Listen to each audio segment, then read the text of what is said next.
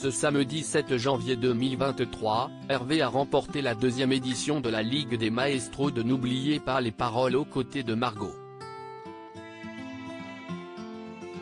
Le chanteur professionnel nous a parlé de ses impressions sur son parcours ainsi que son binôme avec Margot. Une victoire de plus pour Hervé dans N'oubliez pas les paroles.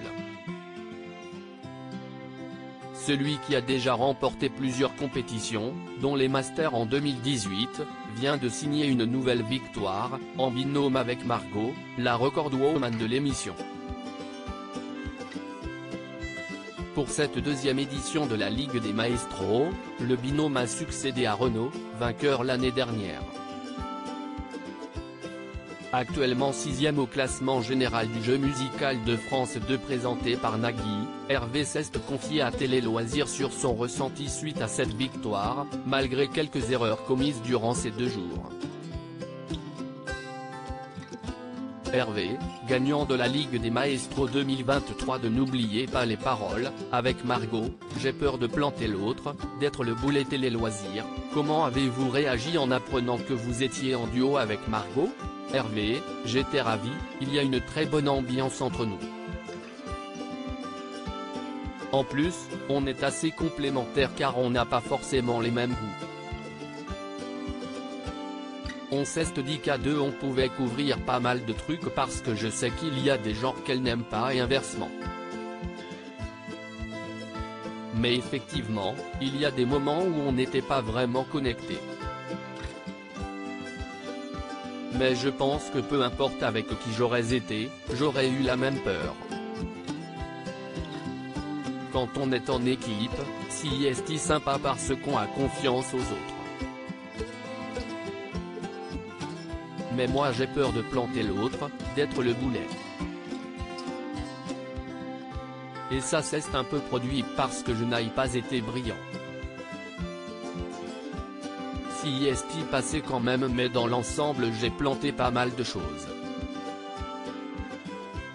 Je ne suis pas très fier de moi. Le dernier match face à Renaud pouvait servir de revanche des Masters. Dans quel état d'esprit étiez-vous? Si est vrai que ce match avait un esprit de finale puisque c'était lui qui donnait l'issue de la Ligue.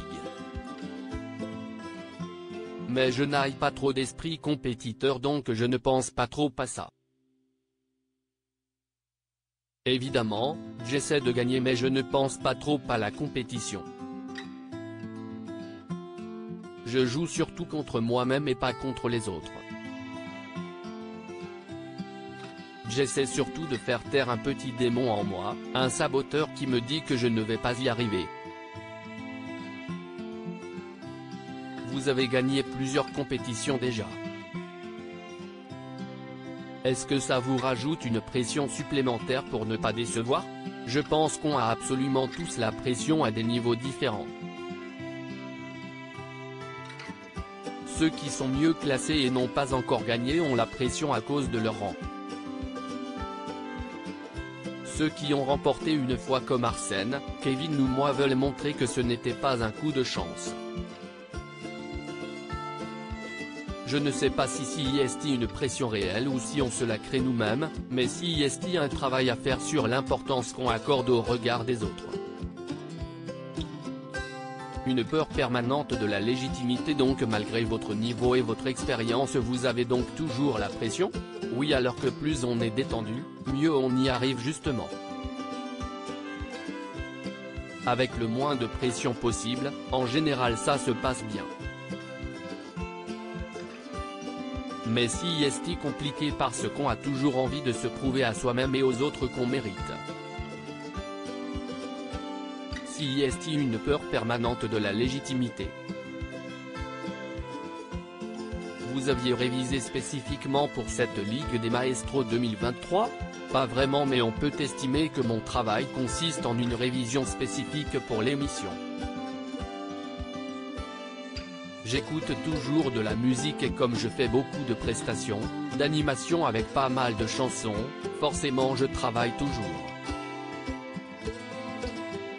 J'ai eu une grosse fin d'année entre la tournée et la sortie de l'album, intitulé Schizocénique, disponible ici, note de la rédaction.